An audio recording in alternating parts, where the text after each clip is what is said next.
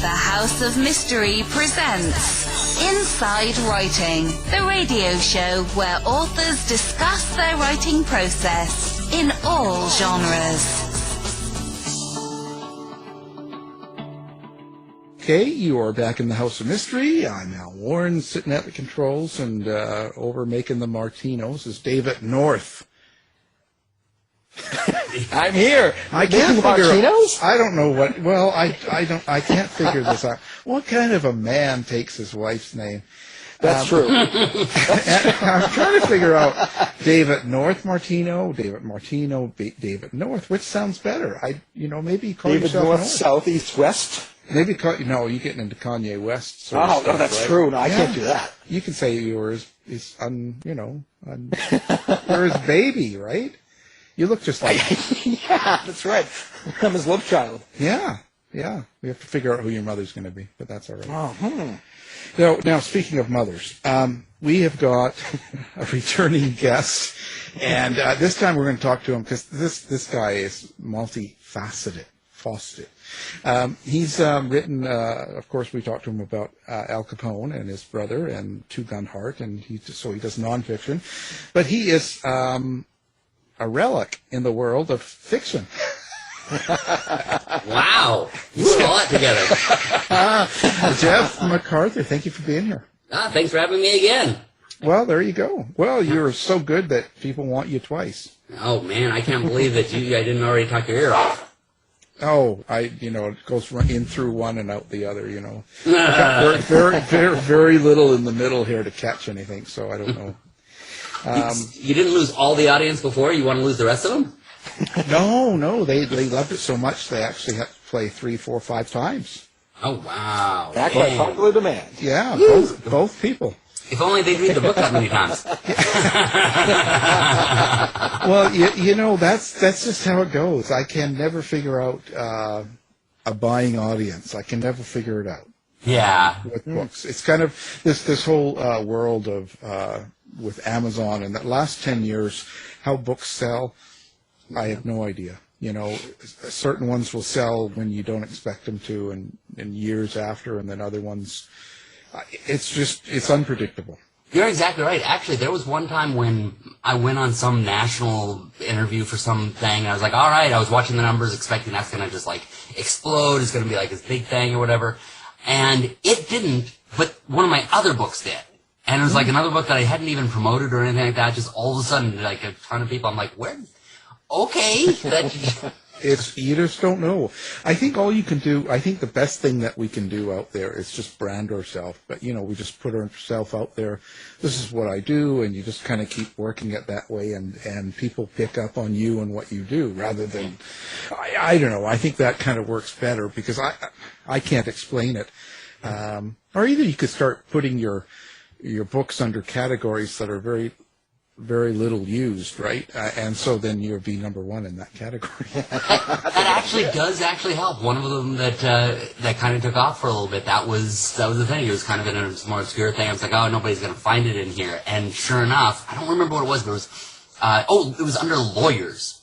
It wasn't under true crime or law. It was lawyers. Yeah. It got a bunch of attention. I was like, all right, well, sure. Yeah, I was going to put my newest book under basket weaving and see if it actually, all I have to do is sell 5 or 6 and I'll be number one. Yeah, exactly. Well, it's niches. That's the thing is if you can get in with a niche, then that niche crowd will become passionate about it and, pass it on to other people and stuff. And that actually, it does actually work that way. I shouldn't say it works because somebody's going to go out there and expect it to work and then it won't, because we never know exactly what is going to work at one minute or the next, but a lot of times it does. I'd say that's one of the better marketing choices is to go after your niche crowd. Yeah, the only problem is it doesn't always, it doesn't always work. We were talking about an author that just did one under a weird category there, and the highest he made it was number 19 on the new releases. So yeah, exactly. So it's not going to work. It's not going to work every time. So nobody should expect it. But it's really what all these things are. This was true with the book industry and the film industry and all that. It's you weight the dice as best you can and then you roll them. and then but you're still going to be rolling the dice. It's never going to be a sure thing. Or you put nude pictures in it. That's true. That's true. Even then. Well, they got to be good nudes, right? And it's, I was thinking that, have it where it's scratch and sniff, Oh my God. I don't know, maybe not. But it's an idea. I just pictured, bet you did. it's now on the internet, and so I'm just picturing people going up to their screens and scratching their screens. Hey, but you know what? Back in the 40s and stuff, they had smell-o-rama in the theaters. Right. That's right. And then they had remember the tickler, no, I know, but no, that movie with Vincent Price. That horror one, wasn't it the tickler or the whatever it was with that little creature that comes out of the spine? And so they had vibrators in the chairs. I'm just picturing Vincent Price and the tickler, just that his face and the way he sounds. Yeah, well, mixed with that, he probably had the real tickler a few times. Oh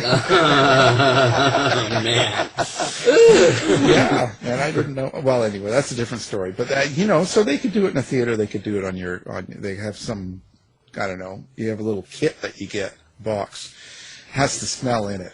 You can. Yeah. Oh man. So wow. Yeah, I know. I'm a sick one. I'm very proud, actually. Yeah, they might take me out and shoot me. Hey, so you into science fiction here? It looks like. So this Relic Worlds. Mm-hmm. So what is Relic Worlds? Well, essentially, it's imagine if Indiana Jones was in space. I'm from that age. I was 6 years old when Star Wars came out. I grew up with Star Wars and Indiana Jones, and basically, at a certain point, I was like, what if these two mixed together, had a baby, and that's actually kind of sick. But anyway, I was going to say it wasn't exactly what I was thinking when you that's Love Child. But anyway, but yeah, you get the idea. It's like what my generation grew up with is this idea of essentially. Creativity. I'm trying to think of a better word than that, but just essentially, like today you have a lot of things that are just sort of rehashed and all sort of thing. We kind of grew up with all of these stories that were original, and one of the things that really inspired me to get into stories in the first place was the idea of these more sort of original sort of stories. And anyway, Star Wars, Indiana Jones, and this if I mix them together, essentially it's this guy going around looking for ancient artifacts inside of ruins on distant planets. So essentially going around and basically the idea overall in terms of the world building is as humanity went out into the stars, they expected to run into aliens somewhere, but they didn't. They just kept settling on various planets, but they found the ruins of these ancient alien civilizations. And as they got to each one of them, for the most part, humanity didn't. The governments that were landing on them didn't care because it was no longer governments like the U.S., Russia, all that. Instead, it's corporations. So it's you no longer live in United States territory. You live in Pepsi territory or whatever. And so when they get to these various different planets and see these ruins, instead of seeing them as here's this amazing find that we've located, instead it's we got to level that so we can put a super mall down or whatever. But there are a few various characters who go, wait a second, why are there ruins here and why are the aliens still here? And so there's where the main character comes in, Lancaster James, and he's essentially going to these various places and trying to get these artifacts out of there before they get leveled and putting them to be basically they're like puzzle pieces. So he's trying to put them all together to figure out what happened to these alien races. And could the same thing that happened to them happen to us? And as the series goes along, you find various different characters who want to find these artifacts for different reasons. And then eventually the corporations start realizing they have some powers, so you wind up in this big race with them. It's like an arms race with them trying to each get the more powerful ones. He's in the middle of it. It's the various people who kind of joined him are in the middle of it. And that's basically it. It's mainly the way I pitch it is it's Indiana Jones in space, but it becomes much more complex, much more of its own thing. Yeah, but you call this Lancaster James and the salient seed of the galaxy. So what do you mean by that? I'm thinking of Soylent. No, but no, but so that's kind of an obvious. But who is Lancaster James? And I'm trying to get a grasp on the character. Okay, well, yeah, that's book number 4, and that one's just come out, or it's just coming out. It's available for pre-sale. But he is he's actually an anthropologist instead of an archaeologist. He's studied about he's a xenoanthropologist, so he's studied about alien races, what little was known about them. Again, because the universe that he's born into doesn't really value education very much, except for like how do you make money. But what as little has been known, he's studied, he's become fascinated by, and he's kind of obsessed with, learning about these alien races.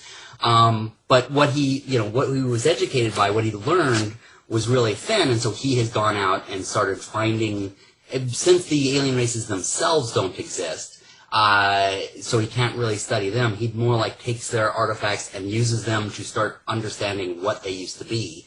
Now there are like, barely sentient races that are out there, the races that have just barely started to evolve into some kind of sentient being or whatever, and so the other anthropologists that he knows, that's usually what they're studying, is like cavemen on different planets.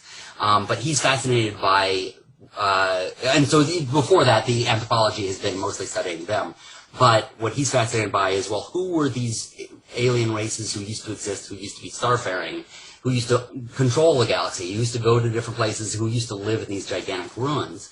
And he used to be married to this woman named Mika, who is an archaeologist, and she was fascinated with finding all the stuff, but she was more fascinated with just the stuff. She would find it and like sort of put them in her museum, and there are scenes where the two of them are in the museum, and she's like, okay, she's sort of organizing them in terms of the way they looked or whatever, race they were.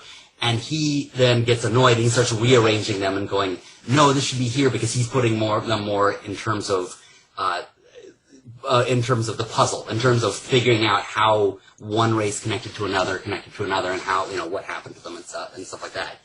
So yeah, he's basically a very, very passionate Indiana Jones kind of character, somebody who, instead of being very, kind of gruff and grunting and all that sort of thing, he's very passionate about what he does. And the reason why he and his wife divorced was because he was constantly going out and looking for the stuff, whereas she was kind of like, hey, let's just get this stuff and put it in our museum and sit at home and be comfortable and enjoy this.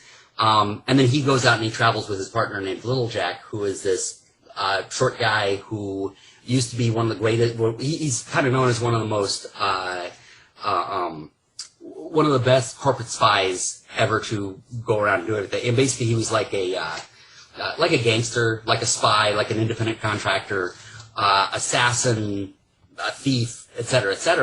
But he kind of left that life behind because he saw what Lancaster was doing and felt that there was like a little tiny noble side inside of him that admired that nobility. So he kind of covers Lancaster, because Lancaster, while he's very good at finding these relics and putting them together, he's not particularly good at fighting. So his partner Little Jack kind of protects them and helps them and that sort of thing. So let me translate for the audience. So basically, Mika left Lancaster James because Little Jack was doing what she couldn't. Sorta. She didn't. It's funny. For a second there, I thought you were actually going to say that what actually really does exist between them is there's this animosity between the two, in that she never really liked this guy, never really trusted him. She's very much of the straight-laced, she's a professor at the university, do everything the right way, whereas here's this little gangster guy comes along, and, doesn't talk very much.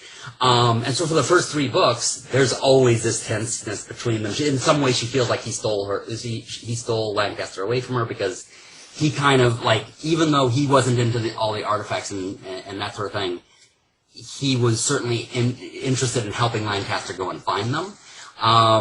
But in this latest book, in book 4, is where she and he have the breakthrough and actually start to have a connection and all that sort of thing. And it was some of the most fun when I was actually writing that, because I was like, I wasn't sure where to put, what to do next. And then all of a sudden I realized, oh wait, I don't have anything for Little Jack to do right now. I don't have anything for Mika to do right now. It's time these two hook up. Well, okay, not like that, but it's time for these two to have their breakthrough and get to know each other as people and that sort of thing. Did you have to do any special type of research, or did you have to kind of extrapolate out to create this type of alien archaeology? That's a really good question, because yes, thank you for asking that, because most of the time when people ask about this sort of thing, it's, well, you're just creating alien species, you're just sort of, making everything up, and so it's, it's completely in your head. That's a good question. I can't believe you even said the word extrapolate.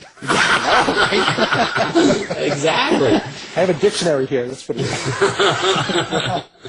But, yes, because here's the thing, and this is why I always end up, because I'm always thinking, oh, good, I'm going to get back to Relic Worlds, because like, as you say, I write various different books, and whenever I get back to Relic Worlds, I'm like, oh yeah, this is going to be easy, it's just an adventure story, all that sort of thing, and then I get into it and start realizing, oh wait, I don't want this to just be obvious BS. I don't want it to be just like, oh, there's this, I want everything to, connect for one thing, and I want that to make some sense. So like, for instance, with this latest one, he gets closer than he ever has. Well, each book he gets closer than he ever has to an ancient alien race.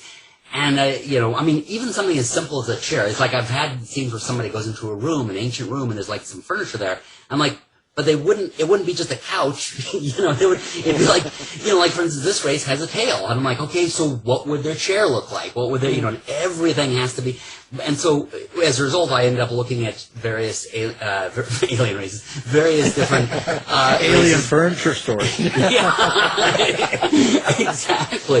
But human ones, or not human ones, Earth, creatures or whatever, and like, okay, how can I mix and match? But I also don't want it to just purely be, okay, this is a lizard in space. It's like I want to, make it something a little bit more different. So, I even go to the source of, well, okay, what makes life exist? What are the three, what are the various ingredients that creates life? And so how can I create something more? How can I have something that doesn't just necessarily have even a mouth? Maybe it breathes a different way. Maybe it eats a different way. In this latest one, it's an alien race that was both on the surface and in the water. So I was going into a lot of the sea life, and my God, some of the sea life we have here on Earth, it's just, it's alien already. So, taking various aspects of that and, putting them in, and then there's their technology, which I'm like, okay, yes, partly it's what I make up, and in some ways I want it to be almost magical because it's supposed to be something beyond what humans could comprehend how to make. And oftentimes, magic would be, or oftentimes when a technology is further away, it would just seem like magic. Because, like, imagine taking a cell phone to the 1500s, So it would, in many ways it's just that. But I also am like, I want to have some way that things actually work, or some, at least theoretical idea, especially when it comes to human technology, or whenever humans have made it work for them. So, yeah, there's a lot of, I end up just having like almost a college education every time I write one of these books, because I'm like, all right, I'm reading about astrophysics, and then I'm reading about biology, and then I'm all for this, fun adventure book. But, I always have to alter them to work in the books, and then I have to describe it to the audience because there's no actual English word for a lot of these things. I have to I'll like have some word there, and then I'll explain what it is. So yeah, they're basic adventure books, but they have a ton of research behind them. Probably more than a lot of my nonfiction books. Yeah. Lots of sex in it. I have to, that is one place where I have even asked parents, if after you read this, please tell me, because I'd like to hear, because I've never had a kid myself. I don't have any actual sex, but it is like, I ride the line. I've oftentimes said it's about at the level of like, Indiana Jones and the Temple of Doom. If you remember that, not that it's that quality. It's definitely a better, like that. I don't consider that to be a particularly good movie, but if you've ever seen it, that movie literally created the PG-13 rating, because it's like, well, it's more than PG, but it's not quite an R. There's literally the secret door in which he goes into the way he gets into this room is he grabs the boobs on this statue. There's a scene where a guy's heart gets ripped out. So it's like, it rode the line, and it was right on that line, and that's basically where I wanted this, where it's like entertaining for adults, but I figured, okay, this will be for like teenagers and above. And unfortunately, when I go to conventions and I'm showing it off, it's always the little kids who run up and are like really fascinated, excited, and I'm like, Maybe I should have written this just for little kids. Yeah. So cut the cock out and. Yeah, exactly. I mean, there's never an actual sex scene, but it's implied. Like there's a scene where a woman is seducing a man, and I'm like, is that going to play well to 10-year-olds? But then again, I watched the Temple of Doom when I was 11 or something like that, and it didn't scar me or anything. I was just kind of like weirded out by it. So I think it's fine. It's just, especially today's, more sensitive. But I did write a series then of choose your own adventure books, specifically meant for that crowd, to be like, okay, if the main books are are a little much for you guys, then here's the choose your own adventure books, and I made sure those were totally clean. Yeah. Well, I think it's fine because I think the kids aren't near as naive as we were. Yeah. Well, maybe not, but I just think they're probably a little more. I mean, look at what they see on Netflix and stuff. Right? It's pretty graphic in these sci-fi movies and pretty intimate. Yeah. So, that's how I feel. Yeah. Yeah. So it couldn't be that bad. I mean, it shouldn't terrify them that much. But how deep can you go in relationships then in a book like this? Right. That's a very good point because. On the one hand, in terms of in terms of age for kids and all that sort of thing, you usually don't want to go too much. But again, I was thinking teenagers and above, so I would be like, okay, it's fine to go into any amount of detail.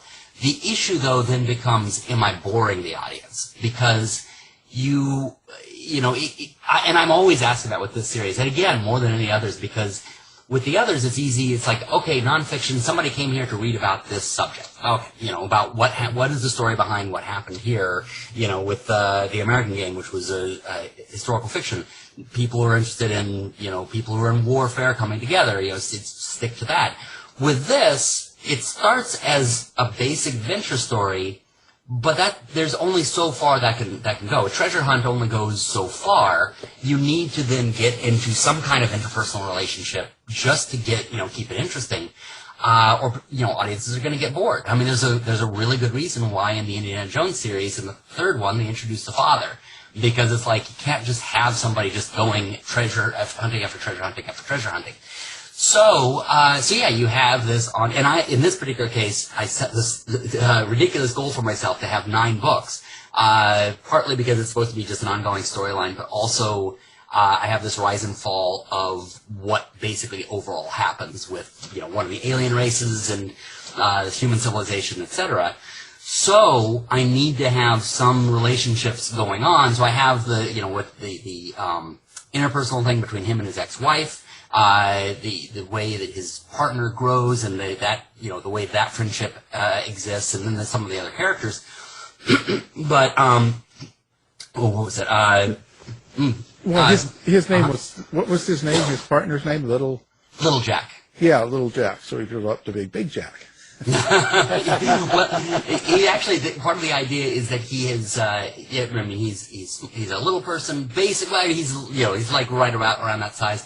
He also has eye problems. He's one of the only people who wears glasses. And the idea is supposed to be that he's sort of this almost deformed kind of person, particularly in an age when when people can have a lot of these issues fixed when they're little kids. But that's supposed to be physical signs of, like, the way his parents sort of abused him and that they didn't care enough to get all of these fixes that you can get. I shouldn't say fixes, but you know what I mean. It's all of these alterations you can have so that you wind up having, perfect eyesight and, I mean, we already have, like, laser eye surgery and that sort of thing. My idea is that a few hundred years in the future, that's going to be kind of like getting your vaccine when you're a little kid. It's like, well, most people, except for anti-vaxxers, do that for their kids. It'll probably be the same kind of thing that, everybody kind of has their eyes fixed. Everybody has, any genetic issues sort of dealt with. But there are a few people like Little Jack who their parents just didn't care about them enough. And that goes into the whole relationship thing, like you're saying. So I always am sort of wrestling with how much do I go into the personal relationships, and how much is that interfering with the adventure story that people came for, if that makes any sense. Yeah. And so, are you worried about political correctness through a story like this, But? Great point, especially now because of the fact that I came into this, in an earlier era. I mean, I've had this in my mind literally since like the late 90s. Actually, I'll tell you a story here in a little bit about how the birth of this actually had to do with the movie Titanic. But, so this goes way, way back. And again, I grew up during this era where it was just simply, here are these stories and we're just going to have fun with them or whatever. And he's a character, he's the type of archetype that dates all the way back to like the 30s. And so now there is kind of this sense of, well, we're moving on to other kinds of characters, which that I understand a bit more, but then you also have the oversensitivity of a lot of people being, wanting to nitpick on every little thing you do. And there's, there's a little bit of that I sympathize with, because it's like, okay, yeah, I do believe in the idea of stories evolving and becoming, changing the, I'm trying to think of a different word other than evolving, but essentially, evolving into other ideas, but also being sensitive to the various groups. I don't want to make fun of anybody or put them down and stuff like that. But at the same time, sometimes people will take something that was like meant for an alien race and they'll put it on themselves and then be like, well, you're making fun of us through this. And I'm like, no, I just meant it to be this other thing. Now, I have not run into that myself, but I oftentimes do become afraid of that when I see people really jumping on other projects and going, oh, wait, I have a character that's kind of like that, or I have an alien race that's a little like that, and I can see those same people criticizing this for the same reason. So it does make me careful in some good ways, but in other ways, it's like, yeah, I have to stop and just go, you know what? I just have to tell the story and not be worried about what every person's going to think. Keep track of all your characters, storylines, your different science elements. Do you have a process for that? Basically, I have extensive notes, like, written all over the place. However, I have to admit that this book in particular, I found it really challenged how many notes I had, because there were a lot of places where I had to refer to some things. And I started looking back and realizing, oh, wait, when I was writing that, I was just in the zone. And because that's the thing, sometimes when you're writing, you're just so much in the zone that you don't want to stop. But, of course, as you're writing, you're also establishing certain aspects that are going to be needed later on. You're putting in certain names of objects or, certain ways that certain things work. And if you don't stop writing and right away and go and write that as a note, you're going to forget it later. You just, but that's the thing, is sometimes I'm in the zone and I just get right through, and I don't think to write it down later. And so there were times later where, in this book in particular, where I was writing along and I'm like, wait a minute, I established that somewhere. And I looked at my notes, I couldn't find it, so I just went back to the other earlier books, and I had to do, find, like the find and replace type thing. I just did a whole search for, those aspects, for what those words, or what those words were. But of course, not knowing what the words were, I had to think of a word close to it. So like, for instance, the name of a planet. So I was like, all right, well, I'll look up the word planet. So in case I said the planet such and such, whatever. Okay, didn't do that. Maybe I said star system or whatever, system, whatever. And I have to basically go through all the books until I find that planet name, and come back. So now that this book is done, it was such a headache having to go through and find all those words. After this is done, I'm actually going to be going through and writing, going through every book and, writing down all the notes. And it's just in time, too, because I'm actually going to be making a role-playing game version of it. So that'll all go into there. So people playing the role-playing game, it's like, okay, well, that's all the notes. And the RPG will probably be my notes of, of everything, because, they'll need that, too. Wow. You're a busy man. I do way too much. Where do you get your characters from? But it's pretty developed. Like, your little Jack and then Mika and stuff. Where do they come from? People you know?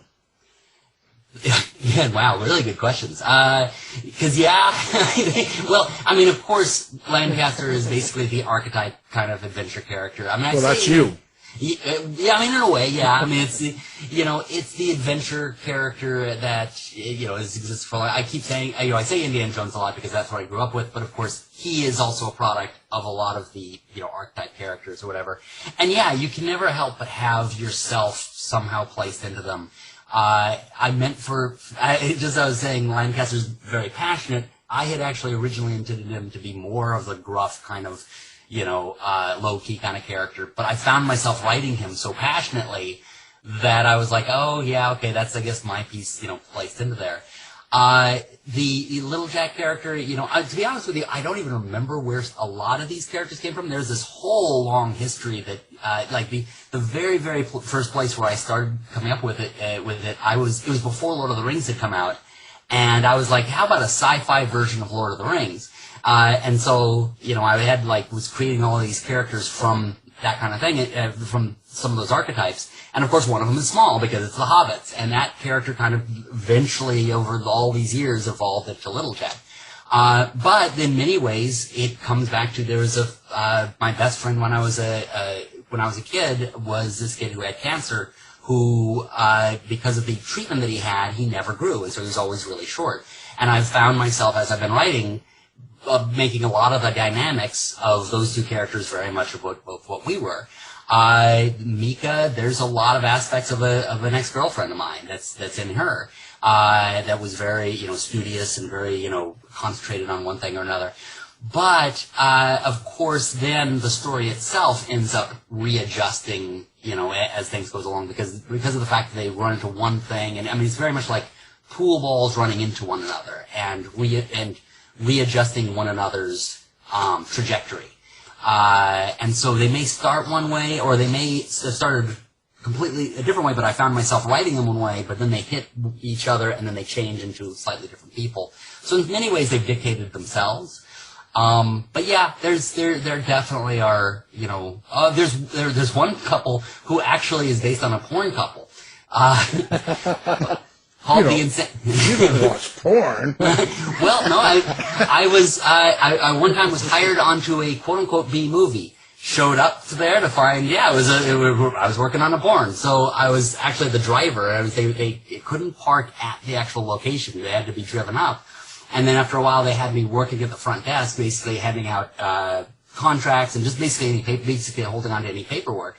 And two of the people who worked there was this couple that referred to themselves as the Insanity Twins. It was Roxanne Hall, and I don't remember the guy's name, but they were two of the funniest people I've ever met. They were so hilarious. She went around with a keychain with Polaroid pictures of every woman that her husband had sex with. Like anytime that he was in a movie, she had to go there and take a picture of them and stuff. And just they were so full of life and so crazy and so interesting. And then later on, many years later, when I'm writing this thing, I had to have a couple of people from Little Jack's past, and instead of having just the typical gangsters that are worked up, I wanted them to be kind of this very extreme. And so I took the Insanity Twins and made them into this. And my girlfriend read the characters and didn't like them because she's like, why are you calling them twins when they're so, they're married. They're a married couple. You're implying incest. And I'm like, no. It's just that they're so much like each other that, so yeah. Wow, you're just. But it sounds like you're putting a lot of your personal self into this. It's like when you talk about some of the characters, they're emotional parts of you. Yeah. And so, therefore, when you do that, do you have a problem? How do you say developing that on paper? That is, man, you guys are full of really good questions today. That is really, We are the full of it channel. And I apologize for kind of stammering and rambling, but it's like you're really making me think quite a bit because you are right. Or actually, there's part of me it's also like, okay, how much do you actually want to tell, Jeff? Yeah. Well, next we're going to pull out the pictures. So. Yeah, exactly. But yeah, no, you're absolutely right because the reason why that's such a good question is normally with a book series like this, you would be like, oh, it's an adventure series, it's just for fun, blah, blah, blah. But I have actually specifically said, maybe Jamie has talked to you because I've actually said this exactly to her, where, I'll look at her and I'll be like, I'm surprised at how emotional this is making me. I'm surprised at how much this is pulling out of me. And there was another author who asked me, of all the books I've ever written, what's the book that you would most want to be preserved? If all of them were going to be destroyed, but only one could remain, I said maybe American Game, but probably Relic Worlds if the entire series could be considered as one series, because there's so much of me that's come out from this. And I think it's just because it digs down so much to the roots of who I am. I mean, it literally goes back to when I was 6 and what made me become a storyteller to begin with. It was literally watching these, movies when I was a little kid, and then buying the action figures and creating towns with them, and like moving, like my whole childhood was put into creating these stories with this friend of mine I was talking about who was really short, and I grew unusually tall at the time. And so, it's very much what we created has slowly evolved into what this is. I mean, and the way that this got started, like I said, that time in the late 90s where basically somebody said, hey, what was it, come up with a sci-fi series, and pitch it to us. What I did, I had to do it kind of quickly. I had to come up with something kind of quick. And it was almost like, okay, what are all the things from my childhood that, made me love sci-fi, and put it all into one. And it's all kind of worked its way in somehow into this, whether consciously or unconsciously. There's so much just personally of coming from like the, I guess the deep psyche or whatever, that has come out into this, again, just, it's mainly supposed to be just sort of an adventure series, but also kind of exploring the views of, my views of the galaxy. And in the end, the actual, I can't really say what it is because that'd be spoilers for the end, but the final view of this is basically my view of the galaxy, of the universe. So as pretentious as it sounds, but the end of this is literally going to be the way that I view humanity and our place in the universe and all of that. So, when they ask me what book I would keep if everything was ruined, I always say the one with the most pages because it's going to last longer in the bathroom, right? That's good. That's a good point. To be realistic, if everything's being ruined, I'm going to need my toilet paper. I mean of like leaving something behind of myself. If somebody wants to know the deep psyche of me or whatever, like who I was and in this earth after I'm gone, honestly, I'd say Relic World, as bizarre as that is, as much as it's just sort of, it's so much not what you'd think to be a psychological exploration. It is of me. It is of what is going on deeply inside me, I guess. Yeah, but doesn't that worry you when you expose yourself like that? It does, and especially, in this particular case, it's a little easier though, and I think that's the thing, is sci-fi and fantasy works best when it is symbolic, when it's saying something through something else. It's almost like that the psychologist's trick where they have you speak through puppets. It's like there are things that I want to say, but I can't say it, so I say it through my puppet. It's, and I can say it through fantasy, I can say it through science fiction, I can say it through these stories, but I can't really say it out loud. And actually, strangely enough, I'm actually writing another book. One of my next books that I'm writing is actually about that kid I keep talking about from my childhood, is literally about him. And that one's super, super, super hard to get through because I'm approaching it directly, and there are real people who will be affected by it and stuff. But I can say things about him and about myself through these other characters much safer, even though there's a part of me that knows I'm exposing something, because it's somewhat disguised, it makes it a little easier. Right. But so this sounds like it's an intricate part of the whole series.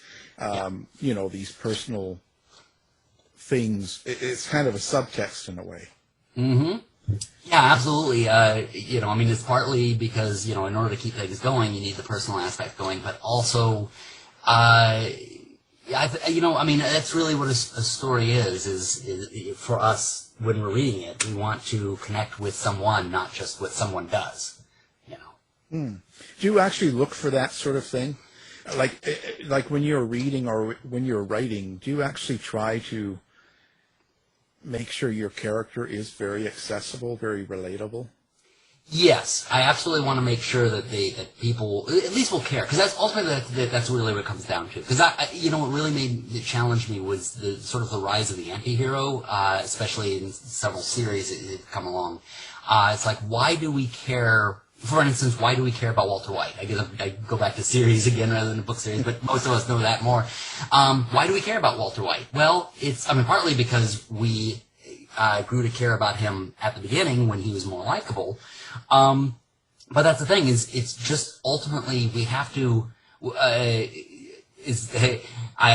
to put it bluntly, we have to... Oh, my. It isn't even so much of we have to like the person or love the person or want... It's just we have to care about what they're going through. And so that is something I always try to really be careful of, is wherever somebody's going, whatever somebody's doing, the audience just has to get oh, my. what they're doing. So... Yeah, that is important. So do you actually have something you want people to take out of this series? Yes. First, I want them to have a good time. I want them to have fun, et cetera. That is sort of the surface level. Yeah. Exactly. But also to expand the mind. There are a number of things I want them to take out of it, but that are spoilers, unfortunately. But I without giving spoilers, I think I can safely say I want the audiences I want readers to read it, to take away from it an expansion of an idea. Because it was like I was saying about the alien races. I don't want to just simply have, okay, well, this is a lizard man. It's like, well, what more is there about them and what is it about them that humans can't even have? Like, their character, the way that a lot of the alien species speak to each other is a completely different method. The way that they experience the universe. There's one alien race that I made absolutely certain they have no eyes, nor do they even have any type of visual sensor. The way they experience the universe is through shooting out the little particles, and they go out and then have to bounce back to them. Sort of like the way bats will do sound waves. For them, it's particle beams, and bounce back to them. And the way that they experience everything is completely different. And then there's the underwater race I was just dealing with. They are used to being able to communicate with one another halfway across the planet because of the way the waterways can go across, much further. Whales can speak to each other much further away. So in that, that's more of an obvious way of looking at it. It's like, okay, look at the way aliens would experience the universe in a completely different way, and then take that also to humanity and understand humans see things in completely different ways, even though we have the same sensory organs. Because of the point of view, because of who you are, you're going to experience things in different ways. And I purposely do that in the book, where there'll be like one chapter from one person's point of view, then I'll go to a completely different person's point of view, and the scene will almost come across as a different scene, even though some of it overlaps. And part of the point of that is supposed to be the parallel of, just as we're seeing aliens who experience life differently than each other and from us, so too do we humans experience life differently from one another. So. Now, there's been some discussion lately with writers and writing and how they process story. And some writers have like an inner monologue in their head. Like, I always joke around that I hear voices in my head and I transcribe. I transcribe those voices. And other writers see images and symbols. And I was just wondering how it is for you. I do, just like you, I transcribe. And in fact, that's literally my day job, is I transcribe interviews. But when I write, I basically transcribe. Essentially, I come up with the ideas. I spend long time, sometimes months, in a few cases, sometimes years, thinking through something. In the case of Relic Worlds, actually the first Relic Worlds novel, I had all the pieces and I knew basically what I wanted to do, but I couldn't put them all together. I could not put the pieces together. I had no idea how I wanted to do it. And then it was literally while I was driving, my girlfriend and I were driving out to Las Vegas for for New Year's Eve, and we were going to go visit these, there's a friend of ours who her family lives out there. So we were going to this friend's family's home. And we're driving in the middle of the night. I usually listen to audiobooks. Jamie didn't really want to, and she kind of fell asleep, and if I put anything on, I was going to wake her up and stuff. And so I just my mind started wandering, driving, you know what it's like, driving between here and Vegas, dark, nothing around, and my mind started to wander, and literally all the pieces just fell into place. And I literally could see that it was like watching a movie. I just literally saw the entire story take place during that drive. And I got to the end, and I was still about an hour away from Vegas. And I'm like, holding it in while I'm driving as fast as I can, like trying to get there as quickly as possible. We get to the home, knock on the door. This person answers the door, not our friend. Her father answers the door, someone we've never met. And she's like, hi, you must be Jeff and Jamie. I'm like, yes, do you have a pen and paper? Oh, no, it was her mother, because, yeah, which winds up being more ironic later on. But and she says, yeah, here. And she took me in, and I just sat there. And while Jamie and, all the rest of them sat down and chatted, and they all got to know each other, I just sat there and literally wrote out the entirety of the first book, the entire synopsis of the first book right there in front of them. And I got done. I was like, done. And, and just then they were all going to bed. Ironically, that woman who answered the door, the friend's mother, is the subject of the first chapter of Dirty Old War. I learned later they were Vietnamese royalty. And so, and they had this whole escape from Vietnam story and stuff. But anyway, and so basically from there, I took the synopsis and I was able to write it. I mean, because of course that was still just a synopsis, but once I have a synopsis, it's almost like I can then play it back to my mind, and I'm seeing it in my mind's eye while I'm just kind of transcribing, what happened. So at first I thought you said dirty old horror. Not that's the first thing you're. Oh my! That's for the audience. It's dirty old war. In case I made it sound different. Well, no, I was thinking that's a terrible thing to think of. Like if it's your girlfriend's mother.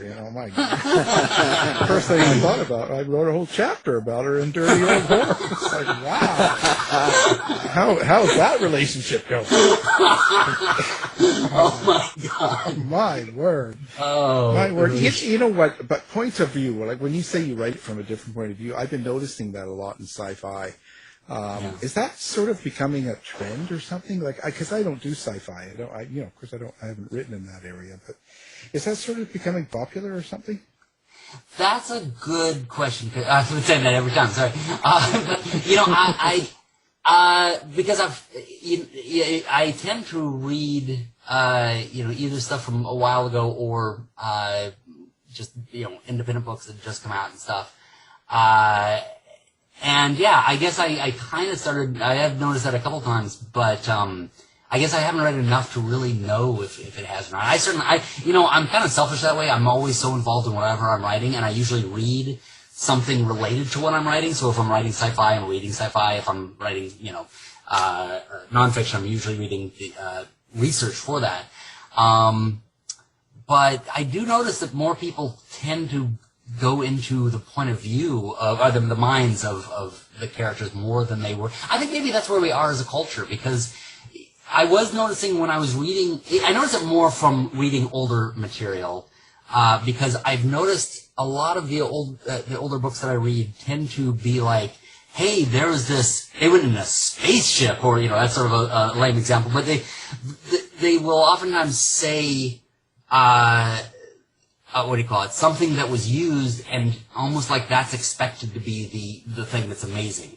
And at that time, it was. The idea of a suggestion of, it's almost like the further back you go, the more it's just like the basics of it. So it's like a ghost appeared, and it's like that in itself is scary, because at that time it was, the suggestion was much more unusual. But now it's like, okay, we're used to that. It's not enough just to have a scary villain now.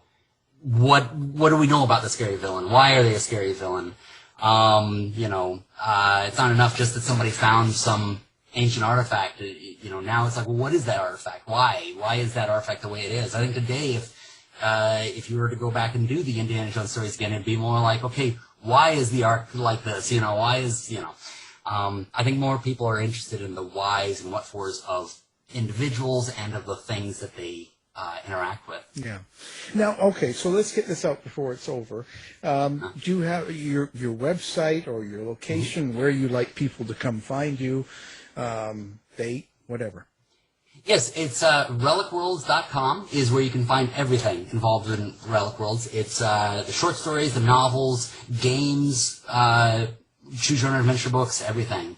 I have my own site, bandwagononline.com, that has like all my books, But everything Relic Worlds is in relicworlds.com. Well, we will put that up on our site as well. It's been cool. Been quite the show. We've been what a guest. Our guest, wow, Jeff McArthur, and we've been talking Relic Worlds. And what did we learn? We learned that he worked in a porn movie called Dirt Diggler, and he likes to expose himself.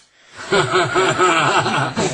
asked me to be in one, and they were like, "Oh, well, you can be in," because apparently I looked like somebody from one of the movies they were going to do. And he's like, "Oh," they offered that, and then they said, "You don't have to have sex." And I'm like, "That's taking away the one reason why." Yeah, why else would I be here? Come on. Yeah. But it's been we've learned a lot, and geez, I didn't know. So, porn star writes books about his dirty old whore stepmother. There's one story I think you guys will enjoy if we have just a couple minutes time. So where Relic Worlds, and originally the very, very first source of it comes from, it's literally its birth because of the fact that it's not really what it actually is now, but it's where it started from, was, so I went to NYU, and afterwards my class was invited to go, I'm trying to think of how to describe it. When you graduate from somewhere, you're alumni. Okay, so alumni, there was some, I was the alumni of this class. Sorry? Question for 200. Yeah, I apologize. I'm kind of stammering through this. I'm glad you can edit these things. Anyway, so there was a special effects company invited a bunch of alumni from NYU this one particular year, and so I went on that thing, and they were doing the special effects for Titanic at the time, and they gave us this whole long tour, and at the end of it, they sat us down and they said, "There's an ulterior motive for us to show this to you," and they took us into this private room they called the Whale, was this meeting room, and they because they could seal it off and everything, and they didn't want this to get out, and they went, "So we're working on this movie, and it is going to be a gigantic flop." They're like, "This movie, Titanic, is going to just completely flop. It's not going to go anywhere. It's going to be the end of James Cameron. And we currently have a contract with him, but when this movie fails, he's not going to be able to afford to keep us anymore, so we want to be able to go off on our own, and so we want movies to be, or we want to have some movies to be, what do you call it, to basically be able to develop ourselves and go off and do ourselves, and something that uses a lot of special effects. So, if you have pitches, please, come back with them or whatever." So I went home, and over that weekend was like, okay, I got to come up with something quickly because this Titanic movie is going to come out and it's going to fail really soon. So I want them to, have my thing in there right away. So when they go off on their own, they'll be. So I threw all this stuff together. It was like, well, what is it that is sort of can be reworked, retooled from my generation? I thought of Lord of the Rings, and I was like, all right, do a sci-fi version of that because you want it to be something with a lot of special effects and et cetera, et cetera. So basically I came up with this whole kind of pitch. It is not like it is now. It was like a completely kind of different thing, but I sent it in to them, and then Titanic came out, and I never heard from those guys again. Oh, no. They would never return the calls of any of us who were there. They pretended we never existed, and that conversation never happened. Yeah, that would have been time to have your iPhone and filming it, if there was one back, Jesus. Well, anyway. Yep. There are times I really, during my whole life, that I really wish I had been taken, because I'm like, I was there when this happened. Oh, my God. Yeah. So. Well, what can I say? It never fails to entertain. Our guest today, Jeff McArthur. Thank you for being here. Thank you so much for having me. Thanks, Jeff. Thank you. See ya. To find out more about our show, guests, or to listen to past shows from our archive, please go to www.houseofmysteryradio.com.